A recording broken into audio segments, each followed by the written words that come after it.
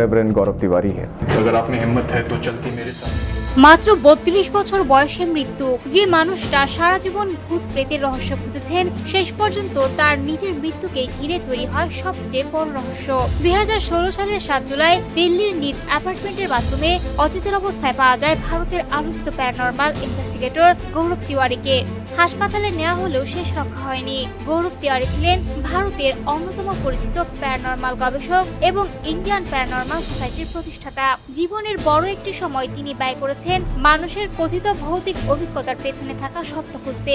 তবে তার পদ্ধতি ছিল কুসংস্কারের উপর নির্ভরশীল নয়। কথিত ভুতুড়ে জায়গায় তিনি ব্যবহার করতেন EMF meter, thermal camera, audio recorder সহ বিভিন্ন বৈজ্ঞানিক সরঞ্জাম। উদ্দেশ্য ছিল কোনো ঘটনা সত্যি অস্বাভাবিক কিনা নাকি তার পেছনে রয়েছে স্বাভাবিক কোনো বৈজ্ঞানিক ব্যাখ্যা তা খুঁজে বের করা। কিন্তু ২০১৬ সালের সে রাতেই যেন বদলে যায় সবকিছু। দিল্লির অ্যাপার্টমেন্টের বাথরুমে গৌরবকে অচেতন অবস্থায় পাওয়া যায়। দ্রুত হাসপাতালে নেওয়ার পর চিকিৎসকেরা তাকে মৃত ঘোষণা করেন। পরবর্তী তদন্ত ও ময়নাতদন্তে শ্বাসরোধজনিত মৃত্যুর কথা উঠে আসে। এরপরই সামাজিক যোগাযোগ মাধ্যমে ছড়িয়ে পড়ে নানা গুঞ্জন যে অদৃশ্য শক্তিকে গৌরব সারা জীবন অনুসরণ করেছেন, শেষ পর্যন্ত সেই শক্তি নাকি তার মৃত্যুর কারণ।